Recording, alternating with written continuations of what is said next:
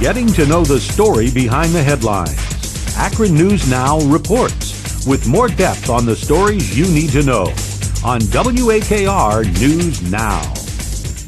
A $1.86 million housing and urban development grant will make a nice dent in the problem of houses with potentially hazardous materials. It's a Healthy Homes Production Grant, which it will be used to remove potentially hazardous materials from people's homes.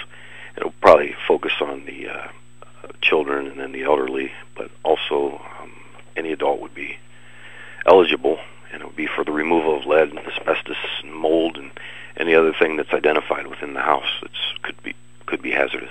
That's Akron Planning Director John Moore, who says the money will probably be spent over the next 3 years, but unfortunately, it won't take care of every house in need. We have 90,000 dwelling units in the city, so this is going to cure probably the worst cases.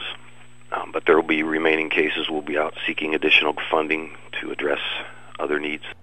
Moore says the problem began in Akron houses decades ago before anybody even realized that there was a problem.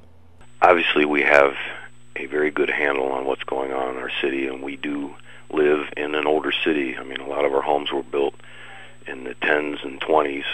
They're very old, and they used materials and paints and things in those days that aren't considered acceptable today. So we have the housing stock that requires this kind of action. Now, most grants are very competitive, especially when cities and other government entities are scrambling to find any revenues they can.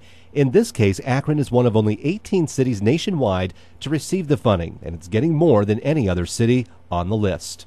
We have an incredible talent here in the planning department, Nancy Cook, and she writes a grant that's probably, obviously it's better than most. So she's just a very talented individual. And Moore says that, like many programs, it's a public-private partnership that's making it work. We've got some great partners. We've got SUMA and Children's Hospital and Summit County, East Akron Neighborhood Development Corporation. So we've got some great partners that have done this type of work in the past and that know the problems that could arise from these materials being in these homes.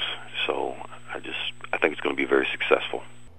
Well, the city plans to work with those and other partners to help identify around 250 families who need the assistance. Chris Kepler, AkronNewsNow.com. More news, weather, sports, business, entertainment, and community on AkronNewsNow.com and always on WAKR News Now.